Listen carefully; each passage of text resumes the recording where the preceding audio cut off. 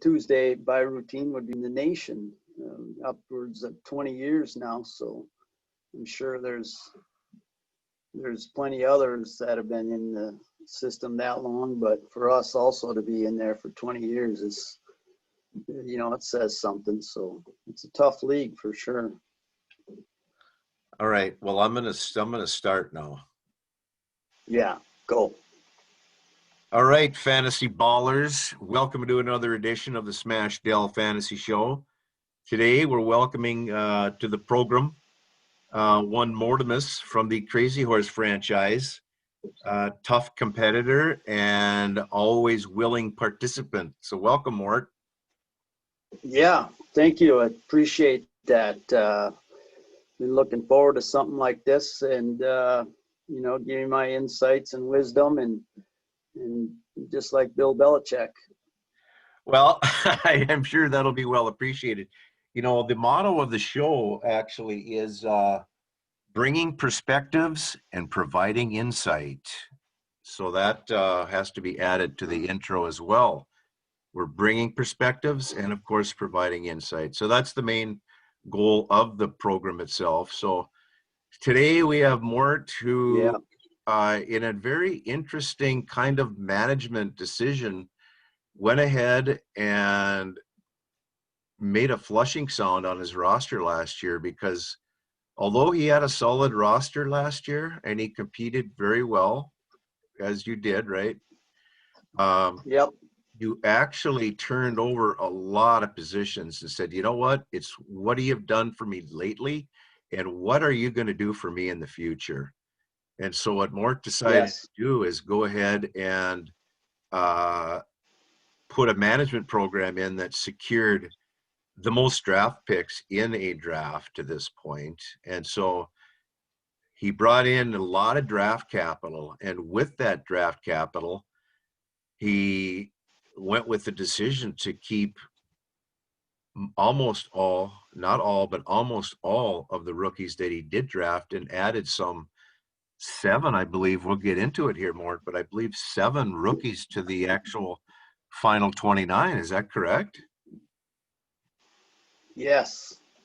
Yeah, I added, I looked at the rookies that were on the getting drafted this year, and then, I saw it's one of the heavier classes for wide receivers, and thus, I wanted to capture a couple of those. But I looked at some of my heavy hitters from last year and the year before, and for running back, I just when they hit about that 4-year mark, then I start getting a little uneasy that they're going to last much longer. And so I'd rather get as much as I can for a 4-year guy than get nothing for him as a 5th-year guy. So, yeah, it's a gamble. I definitely took a hit. But, generally those rookies, they may not hit it the very first year, but the second and third year, the quarterbacks maybe a little bit longer. But yeah, anyway, I added 7 and gave up a few pretty good players. Rookies typically, like you said, take some time to progress, unless your name is CeeDee Lamb, of course. Right. Yeah. I wasn't sure how CeeDee Lamb was going to pan out. I didn't really expect him to even make my starting roster much. Oh, sure. At this year. But, yeah. So, but now with Dak Prescott getting injured, I'm like, yeah, shucks, I might take a little bit of a hit. And that's the same way with Deebo Samuel from last year. He became the number 1 wide receiver, and then he would have had a pretty good year this year, but now they got quarterback problems in San Francisco. So,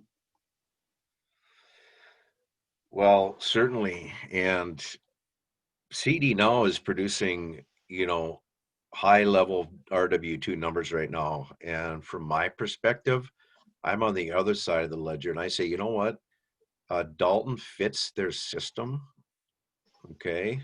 And he's actually a competent quarterback, and he's got a high level of talent around him. You've got Amari Cooper, who, you know, is an RW1. You have CeeDee Lamb, who's been, you know, pretty fringe RW1 right now. And I believe Dalton came in and he's completed passes to both receivers.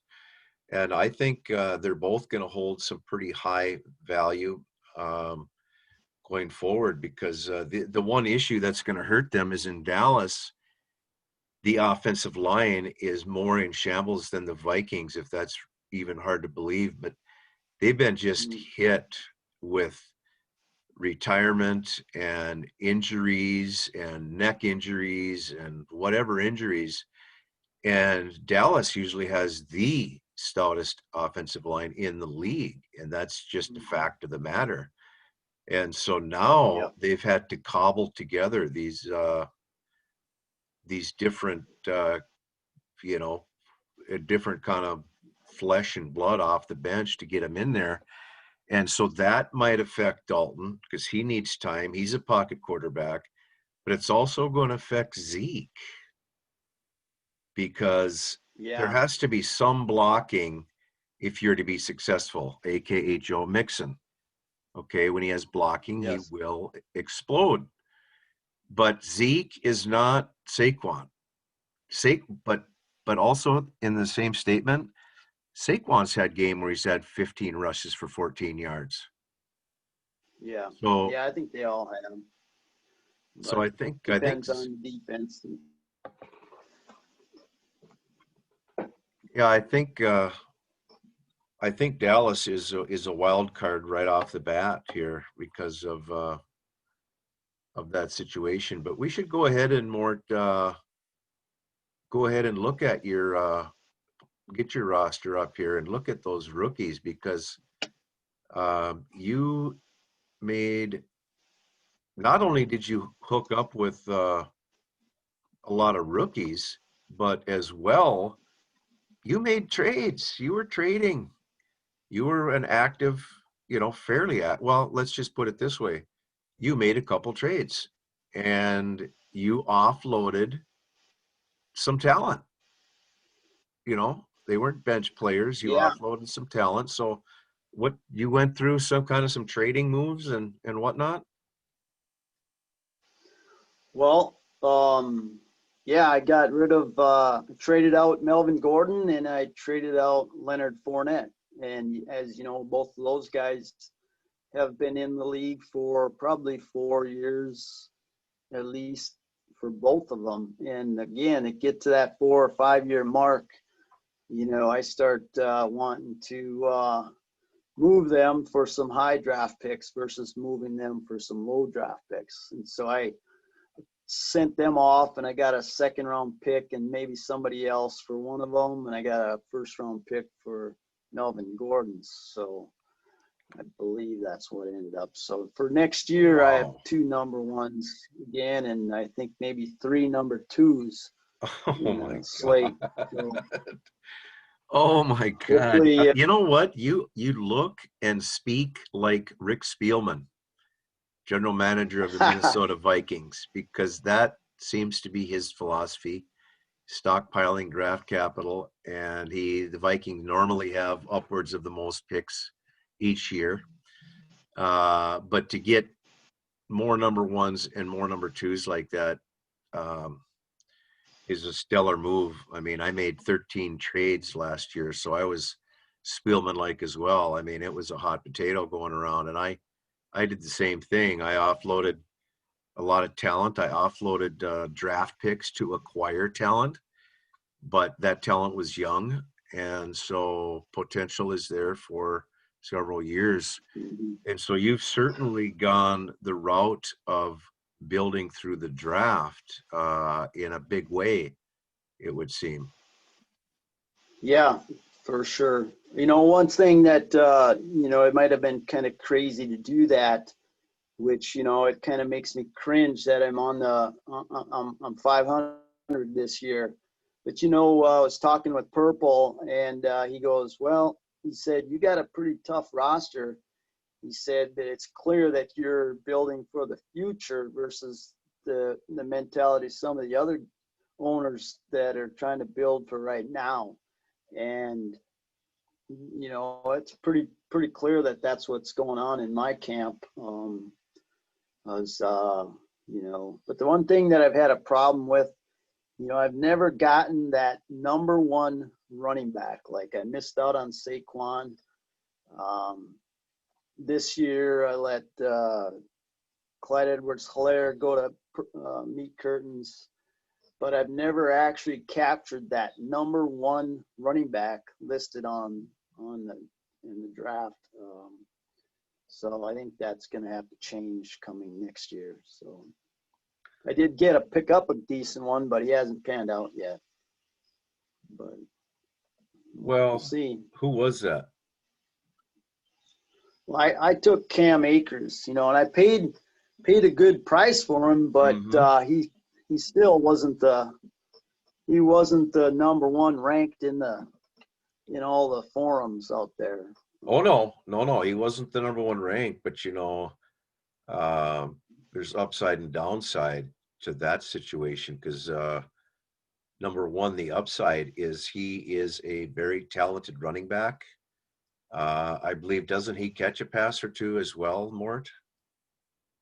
Yes, he's got a lot of pass catching ability in him. So he's maybe out at the Ram camp, maybe they'll get rid of that Henderson or something, or one of those other guys. Maybe they'll let him go after this year. But and that's fine.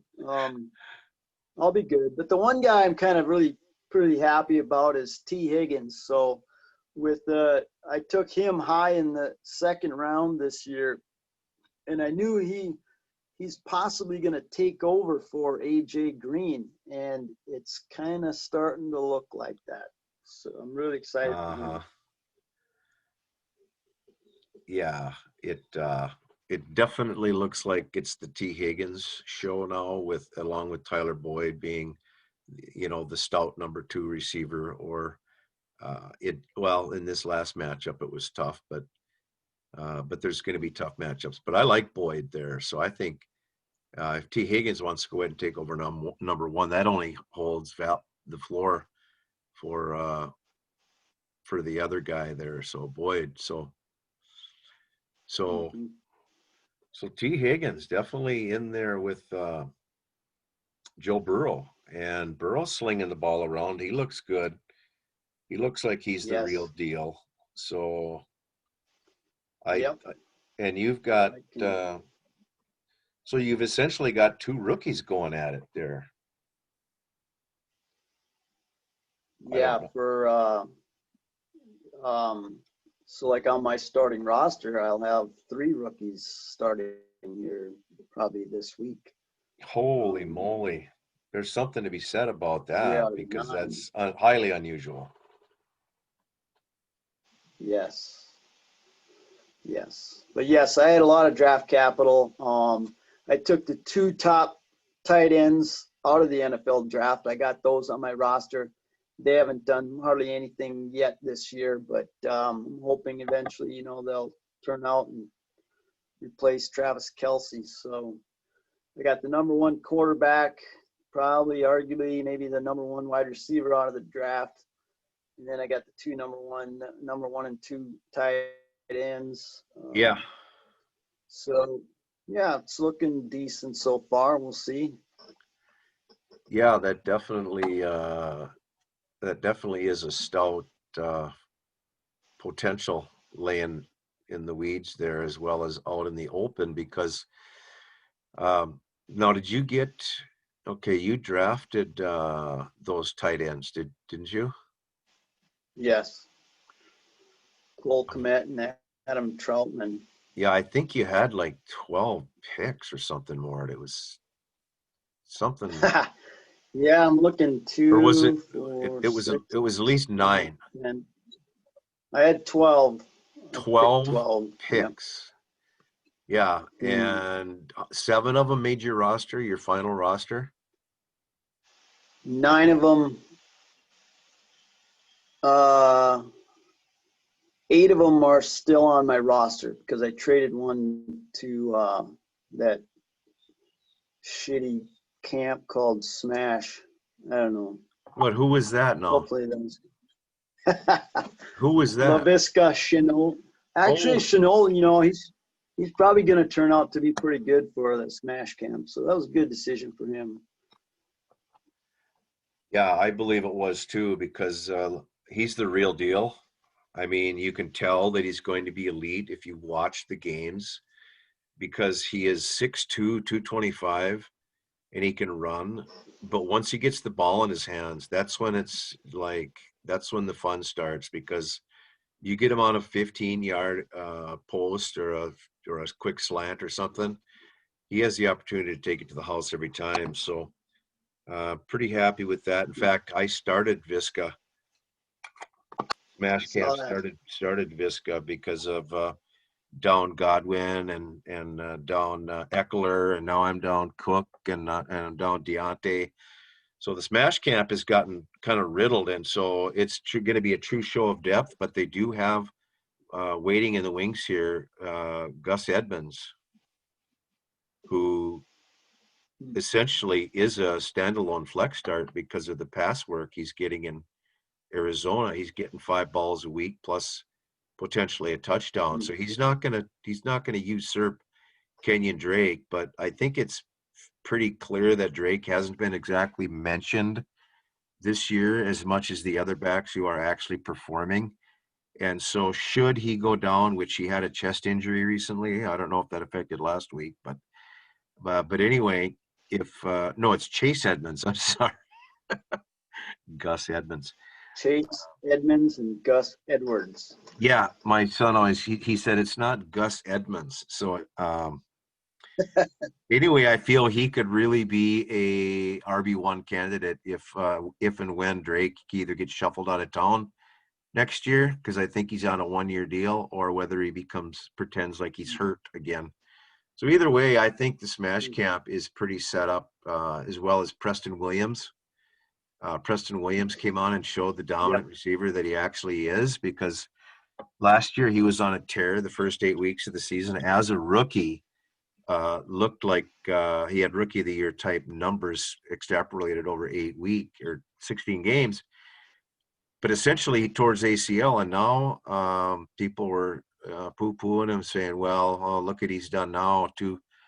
He hasn't gotten anything. But the thing is now Fitzmagic and Preston is confident, and he's truly acting like an alpha male if you watch him in the game. So I think if Devontae continues to pretend his hamstring hurts for the bridesmaid squad, then I think it's good either way. I think with Fitzmagic there, I think Preston Williams is going to work himself into a start, an RW3 start, I think. So you're starting 3 rookies this week. Why don't you break down who those are, Mort? Well, I pulled Joe Burrow this past week because he's in Baltimore. So I thought, you know, I got to pull him out of there. But with a poor showing that he had this week, I think he's going to bounce back, and we're going to start Joe Burrow this week, and hopefully he'll light the skies. Next one I'll be starting is CeeDee Lamb, and then I guess I was thinking T. Higgins also. So those are the 3 rooks that I'll be hitting on the mark this week. All right, so but things can change. You never know. Yeah, things can change. But bottom line is I'll have 3 rookies from this year, 2 rookies from last year starting, with 1 veteran running back. So I'll be going 4 wide receivers and 1 running back. Wow. Well, Most likely. why don't we go through those matchups more on those 3 rookies? Mm-hmm. What are the Let's matchups see. for those for Joe Burrow? And you've got the Burrow Higgins show. So what's the matchup there? What do they have? Yeah, they're going to be at the Colts, Okay. at the Indianapolis Colts. Well, no So slouch of a deep top 10. those, no, they're a tough team against the pass. So it's yeah, that could be a risk, I guess, starting Burrow, but Well, I we'll think it's going see. to be a low scoring game more, don't you? I mean, the Colts haven't exactly lit the scoreboard on fire, and they're certainly not passing the ball very much. Rivers used to throw 300 games at will, but now it's the running backs. It's Taylor, and and he's just not. He's just a bust from a fantasy standpoint. Yeah, that matchup in Indianapolis, it could be a very low scoring game. I agree. It's hard to say, when I look at, I got Tom Brady also, and if I don't, maybe I'll pull the trigger at the last minute to put Brady in, because he's playing the Green Bay Packers and he's at home. But if Burrow at the last minute, I pulled Burrow. As I pulled Burrow here the last minute on Sunday and put Brady, or last Thursday and put Brady in, and that ended up being a 10-point swing in my favor. So That was a kind of all definitely, depends. yeah, it was a good call. It was a good call. Yeah. Yep. So I guess, yeah, and him with T. Higgins, with Burrow and T. Higgins in Indianapolis, if Boyd gets a lot of the heavy coverage.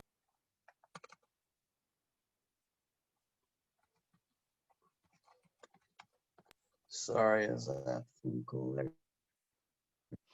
I think you dropped Going on. out there, Mort. You might want to repeat that.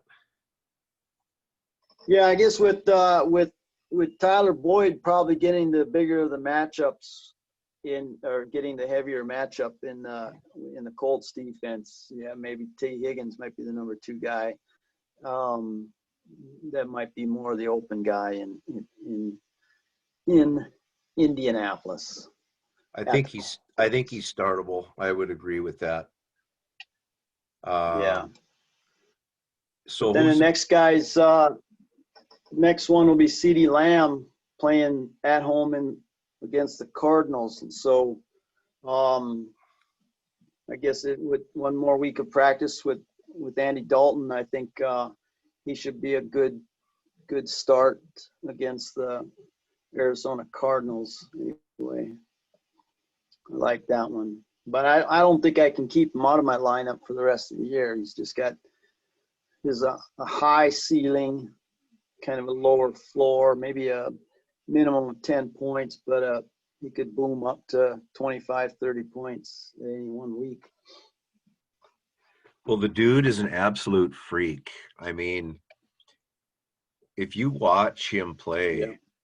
first of all, he doesn't drop the ball. Sticky. Yeah, So I he's saw got, some of the spots when he went up and got the ball over top of those receivers. He came down and he held on. So it was pretty impressive. I like that. Yeah, he's very good at contested catches, and he must have very strong hands because he can go down on a post, a 20-yard post, and have 2 guys on him, and he'll come down with the ball. So in tight situations, the kid is legit. I think he's definitely legit. He's going to be a good receiver in this league, and he's going to be a good receiver for fantasy. So, so you're at 2.5 rookies. You're going to start now. So you're going to check the matchups and So see how they're feeling. And the rookie from last year, Deebo Samuel, he just came back off of injury, and then with San Francisco kind of taking a turd there this past week, I'm going to keep Deebo Samuel in this week against the Rams at home, and I think they bounce back. I don't think I don't think they can keep him down one more game. But I like the matchup for them for this week for last year's rookie and Deebo Samuel. Well, who was the quarterback last week in San Francisco? Mullins, was it Well, Mullins or it was. Garoppolo? Who was it? Is Garoppolo back? I mean, did he play? I don't think I so. don't remember who it was. I don't They think had a different quarterback. I don't even know if it was Yeah, I'd have to look Mullins. at that. Yeah, Yeah. I mean, and That's the point, is that it's a no-name guy, and it was clear in their game that they had the biggest challenge was at quarterback this past weekend. That's the only concern, is the Deebo Samuel guy, is that the quarterback in San Francisco is unclear, and he's not the number one guy. So my productivity out of Deebo Samuel may not be as strong as I was hoping for, but I don't. The only other option is to leave Samuel on the bench and maybe start David Montgomery, because Tariq Cohen is injured and he's starting to get a heavy workload. So that could be the better play. I just haven't decided yet on that one. well, With Montgomery being the rookie from last year, Montgomery's floor is 10, so it's not terrible. I mean, you got 10 to 15 there. But what lends itself well to your Deebo Samuel arrangement there is the San Francisco 49ers defense is in complete shambles. And at this point, darn near droppable. And they were the number one defense last year. And not only did they lose Bosa, but they lost, 5 other guys. They've lost half their defense, and look at what Fitzmagic did. My God, 350 burger and 3 touchdowns. So he shredded him. Yeah. I mean, he shredded him. I don't know what's going on there, but there's a little hemorrhaging, and at this point, they'll be lucky to go 8-8 the way they're playing. But again, what lends itself well is the San Francisco defense. As a big of a sieve as it is, there's going to be a high-scoring games. They're going to have to throw the ball. So it probably doesn't lend itself too great for Raheem Mostert, but he'll still. I don't think he's going to put RW or I don't think he's going to put RB1 numbers up. I guess he will some weeks, but And speaking of Mostert, that's another guy that I let go. And when he blew up in that first game this year, I was like, oh man, I was shaking my head. But then he petered out after that, and then got hurt, and so the guys that I let go for high draft picks, they've had a hit and miss of some good games, but in the long run, I guess I'm confident that my decision was good. So. Well, same thing. The one thing I think about with that is a long time ago when the Vikings had Robert Smith, and I made comment to a friend of mine that the Vikings ought to trade Robert Smith for a high draft pick right now. They didn't do anything with him, and then eventually Robert Smith retired, or he got hurt or something, and retired. And the Vikings got nothing out of him. So. Right. Trade them while they're hot. It's my motto. Well, you certainly want to trade them while they're hot. You don't want to throw candidates out there that you're not going to get much, or you're going to get low picks or something like that. So, and there's teams that have needs, and what's neat about this league is that it's willingness to make trades. I mean, there's been trades made from probably 9 of the owners out of the 12. Just Win Baby slinging a bunch of trades this year, showing his involvement, making about 5 trades. And so he's competitive. he's up there around 500. So he's competing on a weekly basis now. So he's turned his squad around Yeah, in a going real from hurry. 0 and 13 last year. 0 and Yes, 13, for yeah, sure. but you know, he didn't inherit an exactly very well managed franchise. So he had to Right. come in and make a lot of changes there. So, Hmm. you know, and speaking of competitiveness, he is, or the league is competitive. Here, Boomer Nation puts up a $1.60, you know, Yeah, and I says, saw that. wait a minute, compete what? No, no, don't write us off because we are still here and we do have something to say. And That's for sure. so I think each Hmm. team You know, brings enough depth here that, to play on any given Sunday yeah, and outside of it's, meat. yeah, right. If you're involved and you keep track of things, you're gonna be okay. But if you are like what those two previous owners used to be, they weren't as involved with trades or the draft, and their teams suffered because of it.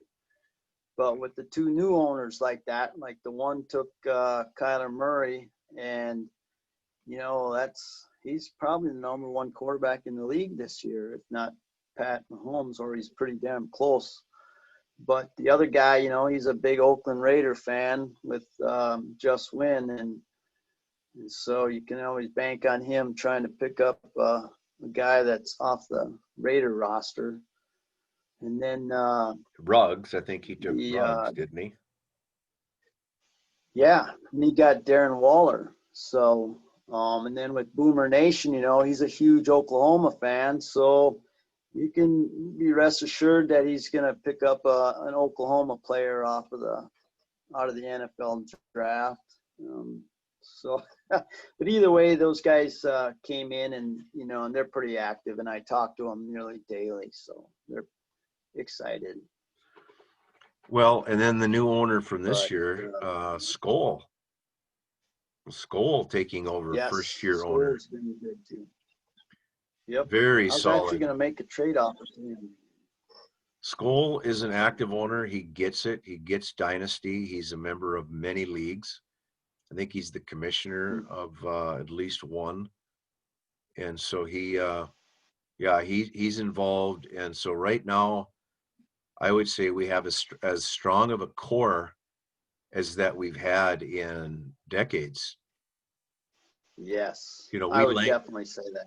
we languished for decades with at least two mediocre owners that were, Yep. in the league, but yet, like you said, not really, don't have the time, got to work, well, we're all working. So um, Yes. if you don't want to pay Yeah. Right. attention, then maybe you should be in a redraft league. Maybe you should be in a Yes. redraft league where you go in, you pick your teams, you're all happy, and it takes one night of work, and you have a simple waiver wire, and that's what you do. And then you flush the toilet and you start all over. That's where I started when I was a child as well. And it was called starting to walk. And we walked for many years. We were slow to learn how to run more. But when we Mhm. ran because this was a redraft league. And we're like, hey, let's be progressive. And let's say we get to keep two keepers. Oh, God, now we're going way out there.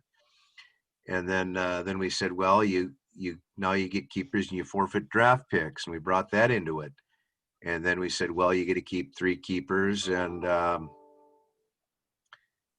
you Yeah. have the option to keep your whole roster. And then we said, well, wait a minute, why don't we just keep our roster? Because I'm building a roster. And so the team graduated into an auction draft, which is a huge step because Yeah. it's an unknown, but it's been around for 15 years or so now, 20 maybe. Yep.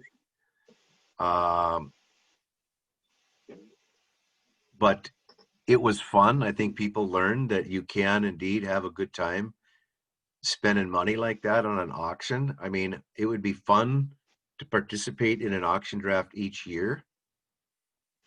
But here's where our league is really unique, Morton, because the ability to be creative and um, still have it mirror the NFL as much as possible has been the philosophy. But then to Yes. say, all right, we'll have a rookie draft. Oh, okay. Well, that's not unique because every dynasty league has a rookie draft. But how many more have an auction rookie draft? How many use the first round as Yeah. an auction followed by a snake? And that really brings in the philosophy of the auction into the draft each year. Your thoughts? Yeah. Yeah, it definitely puts it into perspective. It kind of frames it, so to speak, I guess, for the serious owners in a way. Um, like one owner I talked to, he's not a big spender. And so his philosophy is to get what he can get in that first round, which is, that's fine. It is. And It is there's fine. those that, it's okay to, to play, to bid up on it. And I would say that maybe this year, maybe, but probably next year, you'll start to see the results from those that spend the bigger money on a couple of the players. Like $40, $50 for a wide receiver seems high. But yet CeeDee Lamb, is doing good. He might be the number one here in a year or two. Who knows? But yeah, the auction is really fun. It gives you a chance to get that number one guy. The whole argument about that was that when we have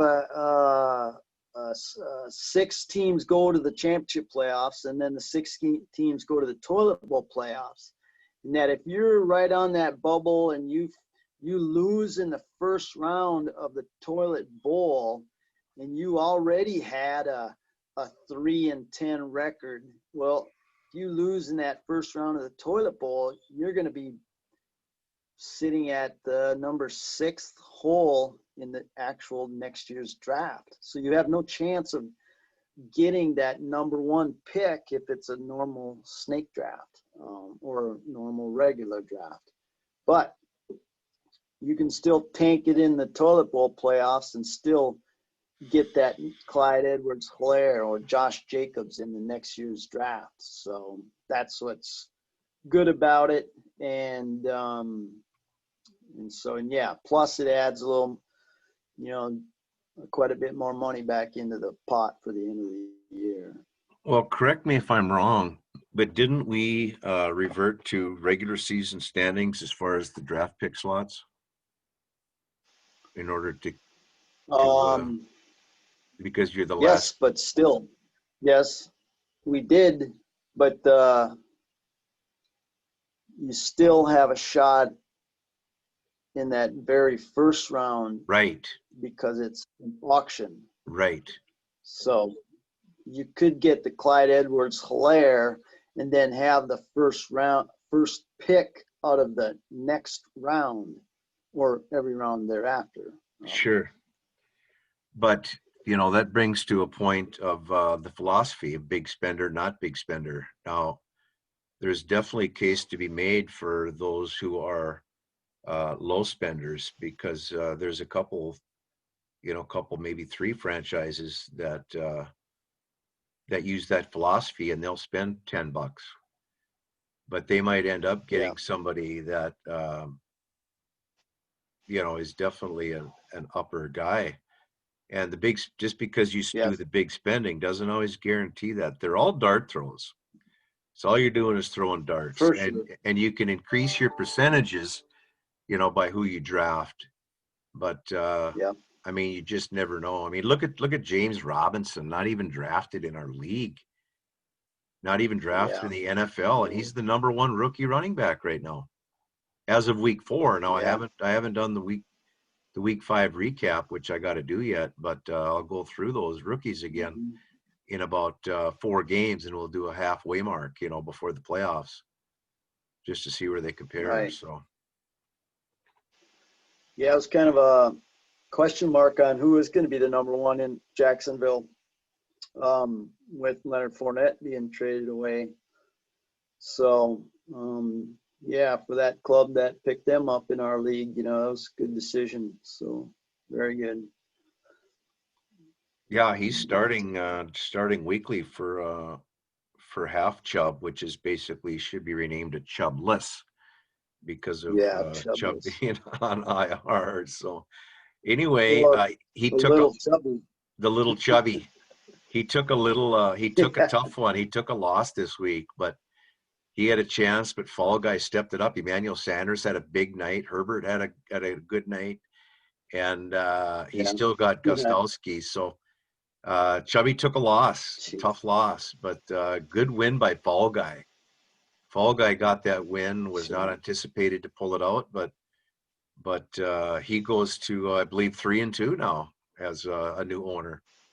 He was the second owner, so Dale brings his squad into the reckoning. So don't count anybody out at this stage. It's all very much still up for grabs.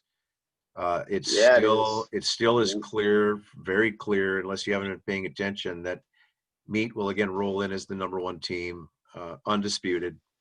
I don't think there's any arguments to be made for any other squad at this point. No, his team has been scary, and he had kind of a down week this week against me, and he still might pull off the victory. Yeah, I believe I'm down by 10 points, and he's got Stephon Diggs, and I've got Derrick Henry. So it's possible that I could pull out the win, but I'd say not likely. It's probably 60-40 more on that. Yeah, I agree. Yeah. So, but yeah, it seems like there's the teams in the league this year so far. It's been more equal. Teams a lot closer to 500, most of them, or at least they all still have a chance. And this is after week 5. It's looking like everybody has at least a shot to make the playoffs. And so, and I think part of that is because we have 4 3-team divisions, and so you could be last place in your own division, but you just only have to beat the other 2. And so I think that helps give people a little more excitement to stay involved for the whole year versus start to tank after half of the year. Well, yeah, and speaking of parity, there is a lot of parity in the league. As you look through the rosters and you look through the teams that were 1-3, and you're like, they actually trot out a pretty good roster. So there is nobody like last year. There were a couple teams that you knew they were going to lose. They were probably going to win, between 0 and 3 games, something like that. But yeah, it's a 500 league. I mean, I have to say it's a 500 league because everybody's beating up on each other. Yeah. 7 of the teams are 2-2. Yeah, I think there's only one team over 500? No, there's 2. Meat Curtains and Laces are both unbeaten. Yes. So there's 10 teams at 500 or below. So we'll see how that goes in the next. There's only 5 weeks, but after 7 weeks, I would bet that there are probably maybe 3 or 4 teams over 500. Right.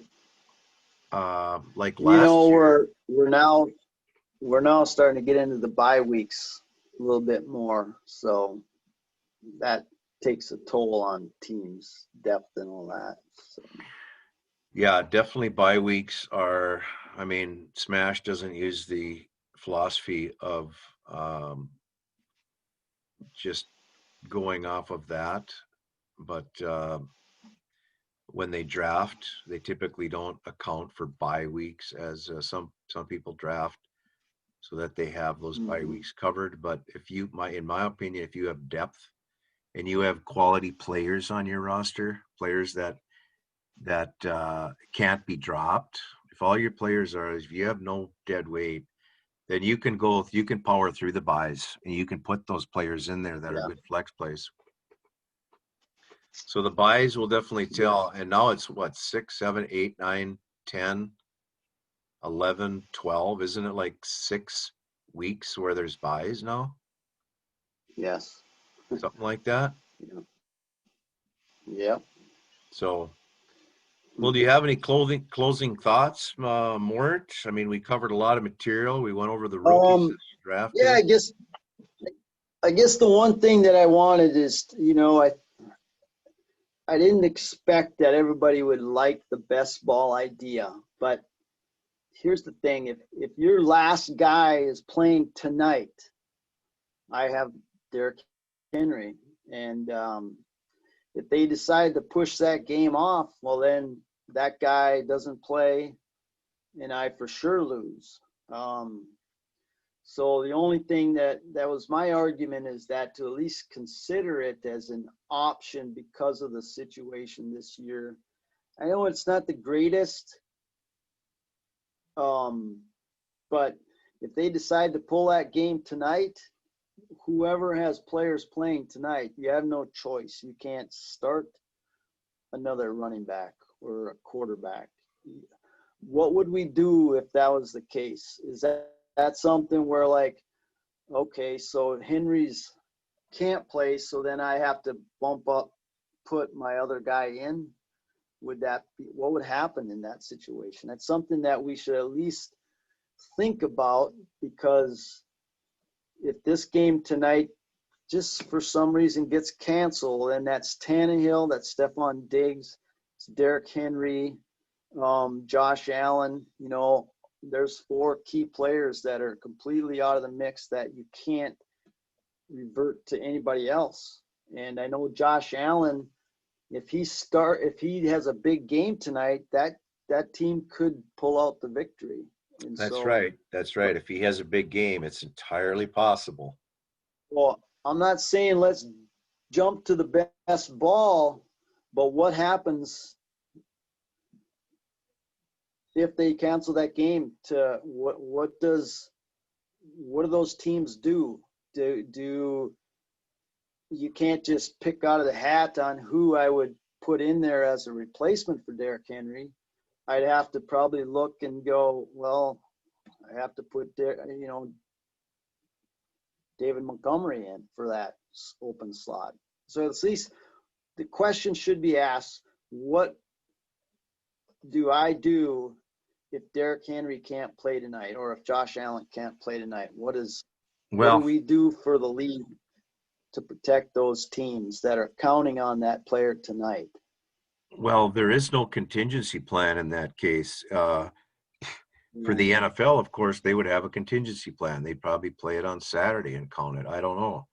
But for the league, you're right. If this game gets pulled, there should not be a non-answer to the situation. There has to be some clarity from the league as to what does happen in this case. Now, do you have any ideas on a solution? The only thing I can think of is that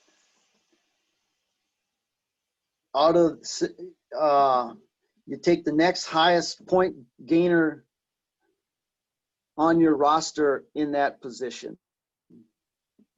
All right. If you started a running back, like I started Henry and he doesn't play tonight, well then whoever was on my bench that's a running back, whoever scored the most, that's the guy that I slip in there. For Stephon Diggs on Meat Curtain's roster, if Diggs can't play tonight, then who was the highest point scorer that was on Meat Curtain's bench that was a wide receiver? So in other words, you can't really say pick it out of a hat. You can't really say, I don't know, you could, I suppose, but what you're saying is a modified best ball in a way, because best ball, true best ball, you would pick the highest point scorer on his bench, period. Period. But you're saying, no, let's go ahead and narrow that and put it as a positional situation where if it's a running back, it's a running back. It's not the next highest point scorer. Yeah. The other option is a true best ball, but as an alternative, if we can all decide as a league, like, hey, if you started a running back and he's not playing tonight because of the problem, well, then what's the next highest running back score on your bench? What's the highest? Does that seem fair? It seems fair. At least we should open up for discussion anyway, because it's possible that it could happen, and could just be shit out of luck, you know. Well, that's shit out of luck is definitely not in the philosophy of the league for sure. So there has to be some fairness, and you choose what is the most fair. And so I think that definitely needs to be brought up for discussion, because it's going to happen. I think it's only a matter of time before, might be week 7, might be week 15, but something's going to happen. You don't want to get booted out of the playoffs or lose the title because your guy's not playing and you have no plan. You don't want to make up a plan after the game. Right. So I think we have to have something in place by week 7. And certainly we need to talk about it. If for some reason this gets emergency canceled, then we need to have the discussion now. Yeah. Otherwise, yeah, because Josh Allen, that team's definitely got a good shot at winning tonight if Josh Allen goes off. But if he can't play, then that team, there's no way he's going to win. So. Well, we need something in place, I think, should this happen. I mean, all signs are pointing to the game is on. It would be a surprise if it was an emergency cancellation, but it could happen. And currently there is no plan in place for those teams. So reconvene the Supreme Court, I suggest, and we'll see what they say. I think that's what we do. We need to put this out. So good closing thoughts. Thanks for coming on to the program. I think we had covered a lot of info, a lot of insight. You brought a lot of perspectives and insight to your team and your philosophy, and you're competing as usual. And I think it'll be a good rest of the year. So we'll just see how it plays out. I'm just glad that there is football, because every game, every Sunday that's on, I almost feel blessed because it's actually on. Whether there's no fans or whether there's 1,000 fans, it's like you feel like you're getting away with something almost by watching it. Yeah, it's definitely been nice to be able to have the football this year, no question. But again, very good. Then let's talk again a couple weeks or whatever, and let's reconvene and see where things are at that point, and we'll have new topics where we'll be bringing perspectives and providing insight. Mort, thanks again for joining the program today. Yep. Lastly, I've got some wide receivers that if people need some, give me a call. Advertising them. Throwing a solicitation out there. Okay, we can't call it a sponsor of the program, but he's throwing that out there. So you use wide receiver needy teams. Just check the classifieds. All offers welcome. Okay. Take care. All right, we'll Mort. Talk to you all again. On the flip side. Right.